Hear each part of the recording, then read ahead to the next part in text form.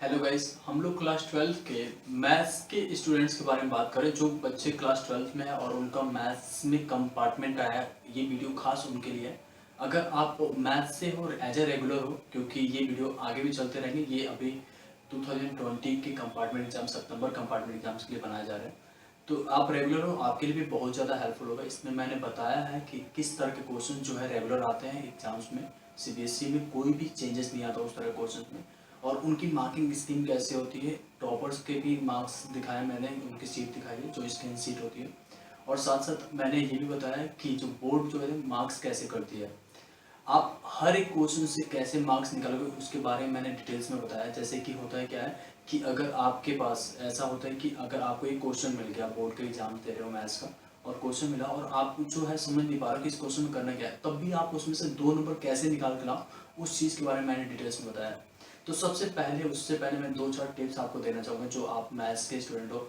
और अगर मैथ्स में अगर आपको कंपार्टमेंट आएगा, खास मैं कंपार्टमेंट की अभी बात कर रहा हूँ, ठीक है। तो अगर आपको कंपार्टमेंट आ गया है तो आपको कैसे मैथ्स के एग्जाम्स को पास करना है, उसके लिए कम से कम 40-50 नंबर आसानी से ले आओ अगर आपका एग्जाम्स 80 मार्क्स में हो रहा है तो सबसे पहली बात ध्यान में रखो कि अभी कमिट कर लो अपने आप से कि मेरे को पढ़ना है। अगर आपका मैथ्स में कंपार्टमेंट है तो अभी कुछ दिन में अनाउंस हो जाएगा, क्योंकि देखो कैंसिल होने की जो बात थी सीबीएसई के द्वारा वो अभी तक कंफर्म नहीं है। अगर कैंसिल हो गया तो बहुत ही अच्छी बात है, लेकिन अगर कैंसिल नहीं हुआ तब के लिए मैं कह रहा हूँ कि आप प्रिपेयर अभी से रहो। कल से जेई मेंस का जो है एग्जाम शुरू हो रहा है, 1 सितंबर से लेकर 6 सितंबर तक। उनका पोस्टपोन कर लेके इतना सारा बात चल रहा था, इतने सारे नेता सामने आए, नहीं हुआ। तो कल से उनका एग्जाम चालू है, तो हम लोग सोच सकते हैं कि सीबीएसई अपना कंपार्टमेंट एग्जाम्स भी कराएगा। तो इस बात को ध्यान में रख के हम लोग इस चीज़ की प्रिपरेशन करेंगे, ठीक है।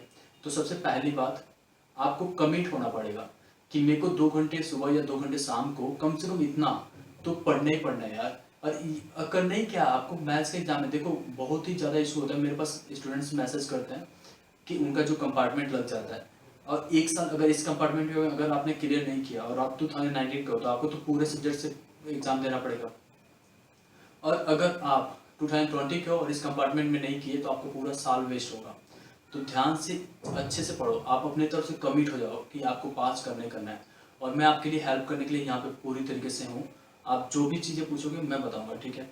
तो पहला कमिटमेंट आप करो, ठीक है, कि आपको जो है 4 घंटे पढ़ना ही पढ़ना है। 2 घंटे की प्रैक्टिस जो मैंने पेपर आपके साथ शेयर कर रहा हूँ इसका करना है। उसके साथ साथ मतलब ये मेन कोर्सेस है, ये आएंगे ही आएंगे एग्जाम्स में और इन्हें प्रैक्टिस करते रहो। उसके साथ साथ 2 घंटे जो है आप उन क्वेश्चंस को सॉल्व करो जो आपको अच्छा लगता है कि ये मेरे को बहुत ही आसानी से आता है और मैं कर सकता हूँ, इस तरह क्वेश्चन आए तो उनका भी करो। उसके साथ साथ जब दूसरी बात बता रहा हूँ आपको, पास्ट ईयर के पेपर जो है उनको डिस्कस करो, मतलब उनको आप करो, सॉल्व करो बहुत ज़्यादा अच्छे से। दूसरे बच्चे हैं, अगर आपके साथ कोई बच्चा और है जिसका कंपार्टमेंट लग गया है तो उसके साथ बैठ के या उसे फ़ोन से बात करो, उसके साथ उनसे डिस्कस करो थोड़ा सा बातें। मैथ्स के पेपर में ऐसे ही होता है, आप जितना ज़्यादा सॉल्व करते हो, जितना ज़्यादा डिस्कस करते हो, उतना ही अच्छे से वो आता है। तीसरी बात, जब आप मैथ्स का क्वेश्चन सॉल्व करते हो तो सॉल्व करते समय आपने सॉल्व कर लिया अच्छे से। अगर आपने सॉल्व किया, 2-4 स्टेप्स आए, हर एक स्टेप पे मार्क्स दो, हाफ मार्क्स, 1 मार्क्स, 2 मार्क्स। इसी तरीके से सीबीएसई में मार्किंग होती है।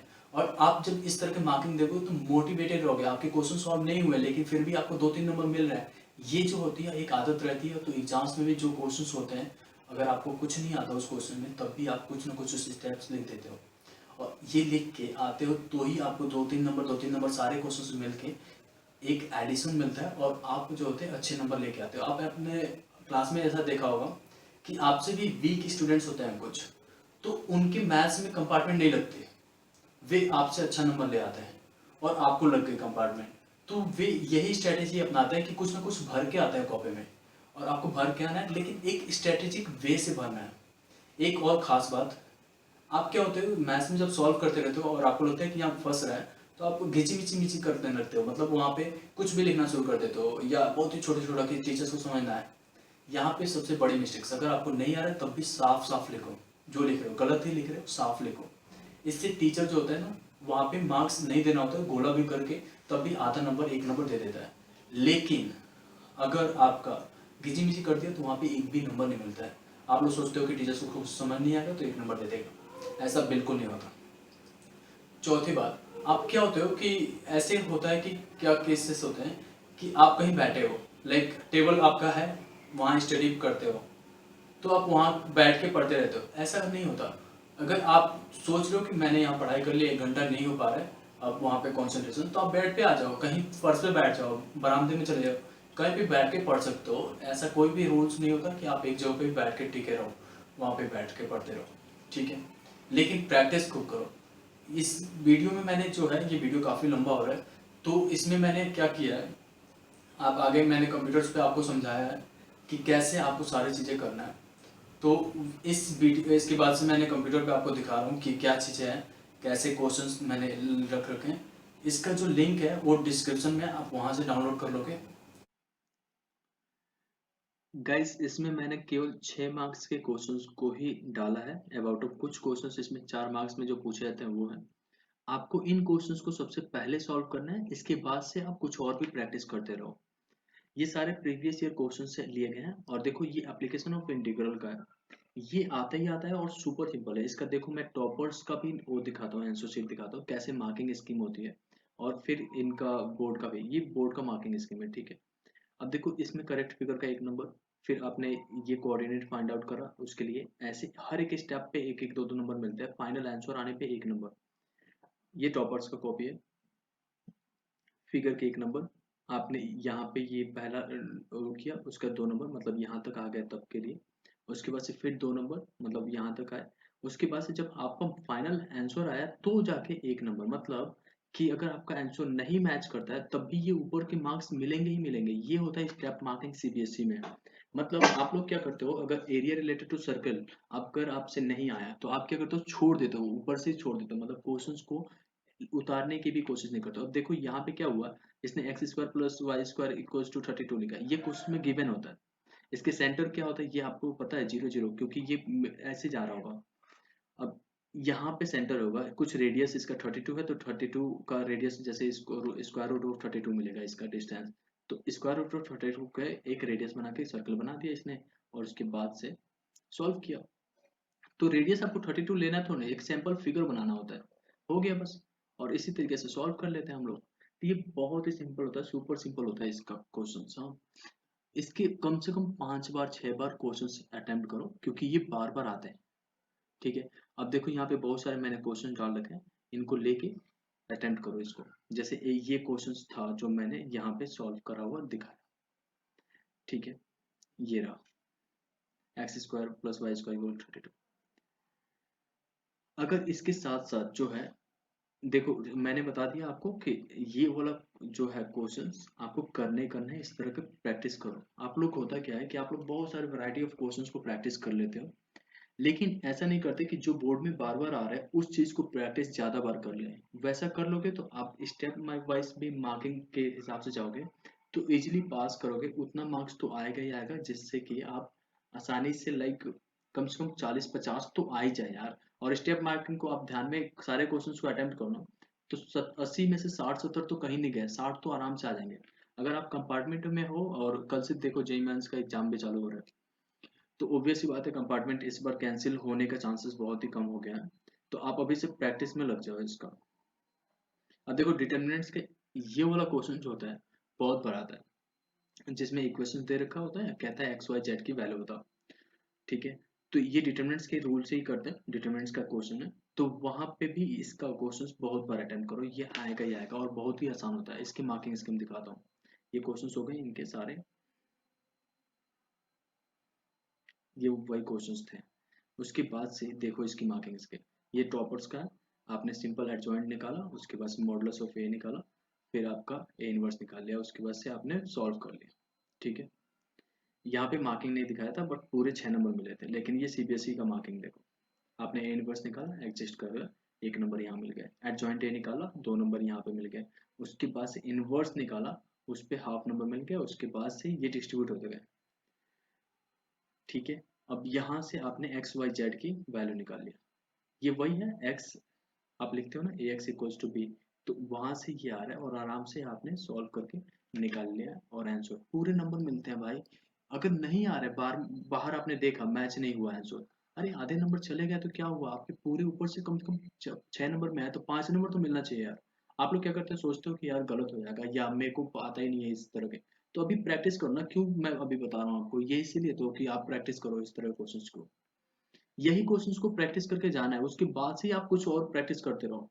चलो आप ऐसा कर सकते हो कि 2 घंटे सुबह में इस तरह के क्वेश्चंस को बार बार प्रैक्टिस करो, जो अगर आपके पास जो है ना लास्ट ईयर के पेपर्स नहीं है तो आप मुझे कमेंट में बताओ, मैं आपको यहाँ पे लिंक शेयर कर दूंगा, आप वहां से डाउनलोड कर लेना। लेकिन आप लास्ट ईयर के पेपर ही अभी सॉल्व करो, बेसिक्स को सॉल्व करने की कोशिश नहीं करो। बेसिक्स तो अपने आप हो जाता है यार, जब टफ क्वेश्चंस करोगे तो उसमें बेसिक्स निकल आता है। अब ये देखो डिटरमिनेंट्स के इस तरह क्वेश्चन जो होता है सुपर सिंपल होता है, और इस पे भी जो क्वेश्चन जो है आते हैं। और इसमें खास बात ये है कि एक्सपेंड जब आप करते हो तो नहीं होता है, कई बार एक्सपेंड करते हैं तो। ये देखो मैं मार्किंग स्कीम दिखाता हूँ पहले। इस बच्चे ने करा, उसके बाद से इसने पहला स्टेप करा 1 नंबर, दूसरा स्टेप करा 1 नंबर, तीसरा करा 1 नंबर, ऐसे एक्सपेंड करा, लास्ट में आंसर पे 1 नंबर। तो ऐसे ही करना होता है यार। अगर आपने मैच करते गए और आपका जो है RHS से नहीं मैच कर रहा है आंसर, तो कोई बात नहीं, 1 नंबर लॉस हो जाएगा, लेकिन आपको 5 नंबर तो मिलेंगे यार। तो आप पूरा करते जाओ, कुछ भी, एक भी क्वेश्चन मैथ्स में छोड़ना नहीं है, कुछ भी हो जाए, भले उस क्वेश्चन में आपको कुछ आता है या नहीं आता है, आपको छोड़ना नहीं है। अब ये देखो इसका मार्किंग स्कीम CBSE का, ठीक है। पहला स्टेप से 1 नंबर, दूसरा स्टेप से 1 नंबर, तीसरा स्टेप से 1 नंबर, उसके बाद से फाइनल आंसर पे 1 नंबर। ऐसे ही होता है। LP का जो क्वेश्चंस होते हैं वो सारे बच्चों को, आप लोग को पता भी है और आते भी हैं और आसानी से सॉल्व भी हो जाता है। इस पे भी ये 6 नंबर में ही क्वेश्चन आते हैं, LP का भी एक ही क्वेश्चन आएगा 6 नंबर में। इसको प्रैक्टिस करो, जिन क्वेश्चन जो क्वेश्चंस आते हैं बस उनको सबसे पहले प्रैक्टिस करो, और कुछ करो या ना करो लेकिन इनका प्रैक्टिस पहले करो। ये देखो टॉपर का मार्कशीट, आपने जेड निकाला 1 नंबर, फिर उसके बाद से अगर जेड दिया है तब भी लिख दो, जेड दिया है तो पहले, जैसे इस क्वेश्चन में पहले से जेड दे रखा है, ठीक है। उसके बाद से ये इक्वेशंस आपने बना दिया, ये इक्वेशंस तो गिवन होता है पहले से ही, उसको दिखा दिया, उसके बाद से 2 नंबर मिल गए, ठीक है। और उसके बाद से आपने ये सब निकालते गए उसके बाद से यहाँ तक आए, 2 नंबर आपके फिगर पे होते हैं, आपने फिगर सही से ड्रॉ कर दिया, लेवलिंग कर दी, 2 नंबर यहाँ पे, तो आसानी से नंबर मिल जाता है। CBSE बोर्ड में अगर आप गलती से अगर आपकी कंपार्टमेंट लग गई है तो आराम से कर सकते हो। आपकी गलती यही हुई होगी कि आप क्वेश्चंस को अटेम्प्ट नहीं करते हो देख के। तो ये सब नहीं करना है आपको, क्वेश्चंस को कैसे भी करके अटेम्प्ट करो। ये CBSE की मार्किंग है। देखो यहाँ पे 4 नंबर में जब पूछा गया होगा तब के लिए है, तो मैं आपको ये दिखाता हूँ दूसरा वाला। यहाँ देखो, आपने इक्वेशंस लिख दिया 2 नंबर, उसके बाद से करेक्ट फिगर है 2 नंबर, उसके बाद से ये जो पॉइंट्स आप निकालते हो, जो प्राइसिंग होगा, इसमें बहुत कम नंबर डिवाइडेड होते हैं यार। मतलब CBSE जो होता है ना जानबूझ के चाहता है कि पास ही कर दो बच्चों को, लेकिन आप करके आओगे तो, अगर पेपर खाली रहेगा तो वहां पे कोई नहीं पास कर सकता। अब देखो मैट्रिक्स में आपका एलिमेंट्री रो ट्रांसफॉर्मेशन से या कोई भी ट्रांसफॉर्मेशन से इन्वर्स पूछता है, तो इन्वर्स निकालना ये आप पता ही है, ए इक्वल टू आई, आई ए लिखते हैं हम लोग और उसमें सॉल्व करते हैं, ठीक है। तो आप इसमें से इन्वर्स निकाल सकते हो, इस तरह का इन्वर्स निकालने का होता है, इस तरह से इन्वर्स निकालने का होता है। और फिर इन्वर्स तो यहाँ से और यहाँ से तो आसानी से हो जाता है, जब आप प्रैक्टिस करोगे तो आपको एकदम बिल्कुल पता चल जाएगा। एलिमेंट्री रो ट्रांसफॉर्मेशन के आप लोग इतना सारा प्रैक्टिस कर रखते हो, तो इस पे भी आसानी से मार्क्स गेन कर सकते हो, और ये आते हैं ऑप्शंस में आ जाए या कैसे भी करके, लेकिन आते हैं। ए इक्वल टू आई ए ले लिया और आपने सॉल्व करते गए, तो ए इक्वल टू आई ए लिखा, 1 नंबर मिल गया, ठीक है। आगे स्टेप सॉल्व करते गए 4 नंबर, मतलब कि एक एक नंबर डिस्ट्रीब्यूटेड है हर लाइन पे। उसके बाद से देखो फाइनल आंसर आता है या नहीं आता है उससे मैटर नहीं करता आपका इनवर्स क्या निकल के आए, लेकिन ऊपर का तो कर क्या हो यार। अच्छा अब ये CBSE की मार्किंग है, ठीक है। आइए लिखा, हो गया आपका 1 नंबर। उसके बाद से आप ट्रांसफॉर्म करने की कोशिश करते रहे, आपके ऐसे नंबर डिस्ट्रीब्यूट होते हैं, लास्ट में आके केवल आधा नंबर आंसर मैच नहीं करता, काफी बच्चों का मैच नहीं करता। तो क्या इसके लिए छोड़ क्या हो गए, पूरा करो उसमें भी। उसके बाद से ये क्वेश्चन जो है मैक्सिमम टाइम पूछा गया, integral as the limit of sum, इसके रूल ही एक ही होते हैं, मतलब ये क्वेश्चन वेरी कर ही नहीं सकते, आप आसानी से सॉल्व कर सकते। तो इस क्वेश्चन को भी छोड़ना नहीं है आपको, ठीक है। इन सब तरह के क्वेश्चंस को प्रैक्टिस करो, जैसे यहाँ पे मार्किंग देखो, आपने NH निकाला 1 नंबर, ऐसे डिस्ट्रीब्यूटेड है सारे, एक एक लाइन के नंबर होते हैं, आप इस मैथ्स में लिख के तो आओ यार। अब ये इंटीग्रेशन होता है, कुछ हमारे फैक्टर्स होते हैं, कुछ पार्शियल से होते हैं, तो ये पार्शियल वाले तो आप करके जाओ, क्योंकि ये इसमें एक ही तरह का ट्रिक्स होता है। अब देखो इसका मार्किंग दिखाता हूँ, ये है इसका मार्किंग। आपने पार्शियल फ्रैक्शंस करा, उसके बाद से एक नंबर, फिर आगे बढ़ते गए ऐसे आपका यहाँ पे ए बी और सी की जो वैल्यू निकाल लेते हो, तो यहीं पे आपके मिल जाते हैं यहाँ 2.5-3 नंबर। उसके बाद से आगे हो या ना हो उससे क्या मतलब है, आपको इंटीग्रेशन नहीं आता, फॉर्मूला भूल गए तो बात अलग है, लेकिन यहाँ तक के तो नंबर निकाल लो। आप इंटीग्रेशन को एकदम छोड़ के आ जाते हो, खाली छोड़ देते हो। ये टॉपर्स की कॉपी है, यहाँ पे मार्किंग स्टेप वाइज नहीं दिया है, लेकिन ये भी वैसे ही होता है, मतलब पूरे 6 के 6 नंबर आसानी से हर लाइन पे मिल जाता है। आपने ए निकाला, बी निकाला, और जो भी सी अगर मिलता है तो उसमें है तो सी निकालो, फिर सॉल्व कर सकते हो। रिलेशन एंड फंक्शन, ये भी हमारा जो होता है ना, इस तरह के क्वेश्चन, रिलेशन एंड फंक्शन हमारे स्कूलों में ऐसा होता है कि हम लोग मैट्रिक्स पहले शुरू करते हैं पढ़ाना, रिलेशन एंड फंक्शंस को लास्ट में डाल देते हैं। जैसे लगता है कि बच्चे को समझ नहीं आएगा, लेकिन सबसे आसान तरीके से इसको समझा जा सकता है। इक्विवेलेंट रिलेशन, ये सारे क्वेश्चंस आप लोगों को क्या करना है, सबसे पहले सॉल्व करो इन क्वेश्चंस को।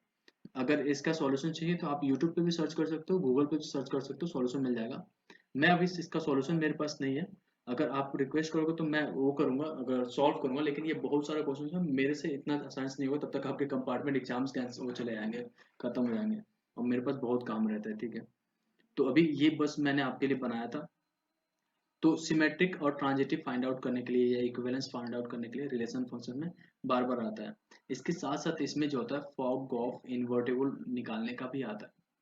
तो ये इन्हीं दो तरह के फंक्शंस जो रिलेशन में है, क्वेश्चंस को आपको सॉल्व करके जाना है ज्यादातर। अब देखो आपके होते क्या है, रिफ्लेक्सिव फाइंड आउट किया 1 number, transitive find symmetric find किया 1 नंबर, ट्रांजिटिव फाइंड किया आपको फिर से 1 नंबर। उसके बाद से आप यहाँ पे आ गए, 1 + 1 नंबर 2 नंबर हो गया, आपने इक्विवेलेंस प्रूफ कर दिया। तो इस तरीके से आपको मार्किंग हो गई, पूरे नंबर मिल जाते हैं।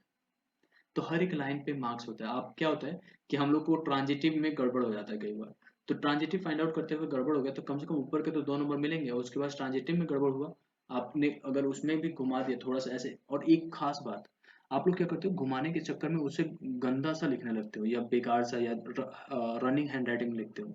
तो रनिंग हैंड राइटिंग में नहीं लिखना, साफ सुथरा लिखो, क्योंकि टीचर साफ सुथरा में अगर गलत भी लिखा है, साफ सुथरा लिखा है ना, तो वहाँ पे गोला कर सकता है, लेकिन मार्क्स जरूर देगा। लेकिन अगर रनिंग हैंड राइटिंग करते सोचा कि टीचर्स तो समझ जाएगा, कि उसे समझ नहीं आएगा तो आपको मार्क्स दे देगा, तो वहाँ पे मार्क्स जरूर कट जाता है। तो ऐसा कभी नहीं करना। ये देखो आपका फ्रॉग और गॉफ पे 1-1 आपने फाइंड करा, 3 नंबर यहाँ पे मिला। इसी तरीके से मार्क्स होते हैं। और यहाँ पे देखो अभी आपने ऑन टू फाइंड आउट कर रहे हो, पहले तो इनवर्स निकाल लिया यहाँ पे, ठीक है। उसके बाद से यहाँ पे रिफ्लेक्सिव सिमेट्रिक का देखो एक एग्जांपल, रिफ्लेक्सिव फाइंड किया, सिमेट्रिक फाइंड किया, उसके बाद से ट्रांजिटिव फाइंड किया। हर जगह पे मार्क्स है, ये 4 नंबर में क्वेश्चन आए हुए। इसी तरीके से आगे देख लो, इसमें भी मार्किंग स्टेप वाइज मार्किंग है सब में।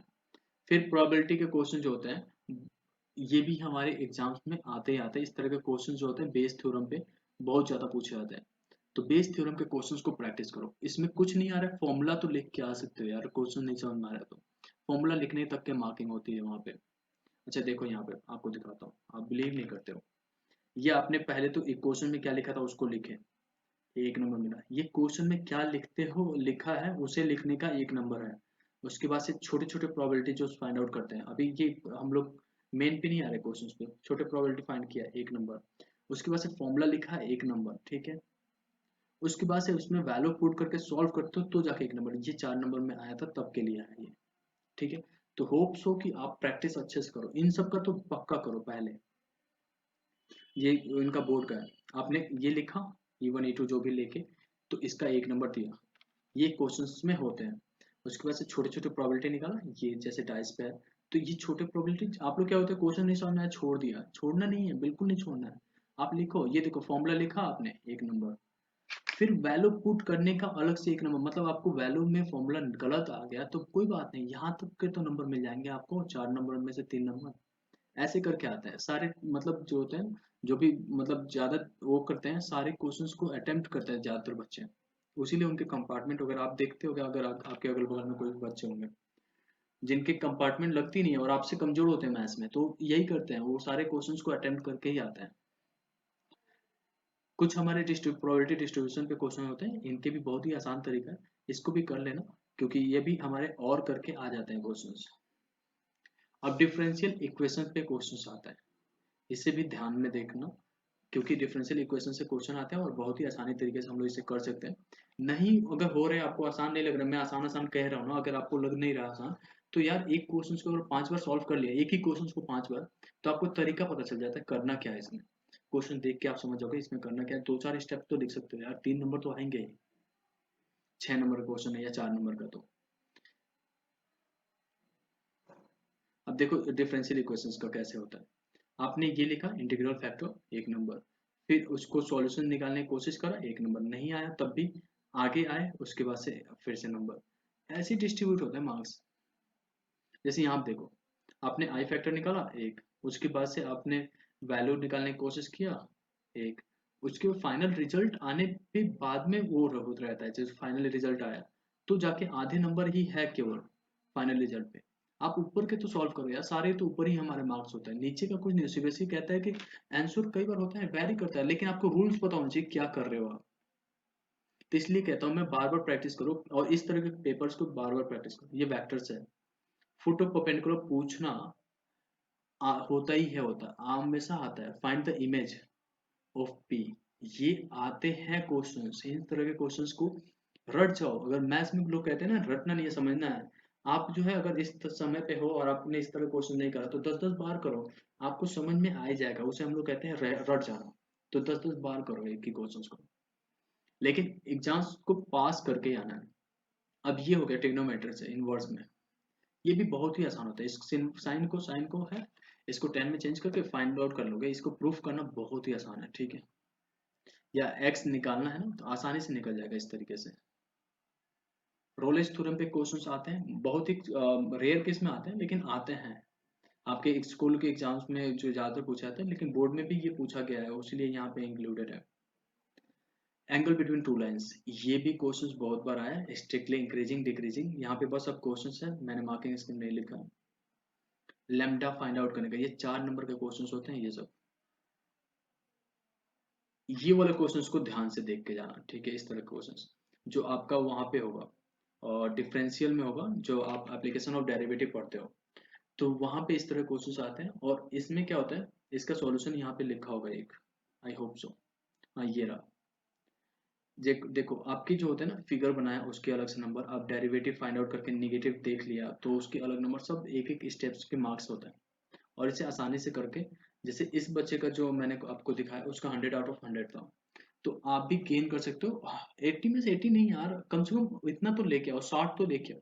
लेकिन इस तरीके से करके जाओगे तो ही। इसके बाद से मैं एक वीडियो बनाऊंगा, अभी तो मैं केमिस्ट्री और फिजिक्स वालों के ऊपर वर्क करूंगा, उसके बाद से एक वीडियो बनाऊंगा, उसमें जो होगा मैं बात करूंगा आपके जो 1 मार्क्स के क्वेश्चन आते हैं, जो 20 क्वेश्चन है उनके ऊपर भी ध्यान देना है, ठीक है। तो उसके ऊपर भी मैं बात करूंगा कि उन्हें कैसे सॉल्व करना है। तो होप सो आपको वीडियो पसंद आएगा, प्लीज लाइक करो, मुझे आप लाइक करते हो तो बहुत ही अच्छा लगता है वर्क करने में, ठीक है।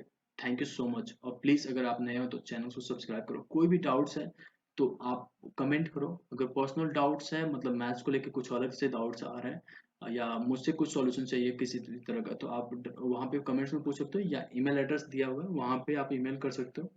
आपको वहाँ पे अबाउट द चैनल में मिल जाएगा आपको ईमेल एड्रेस, ठीक है। या आप मेरा फ़ोन नंबर के लिए रिक्वेस्ट कर सकते हो। Thank you so much.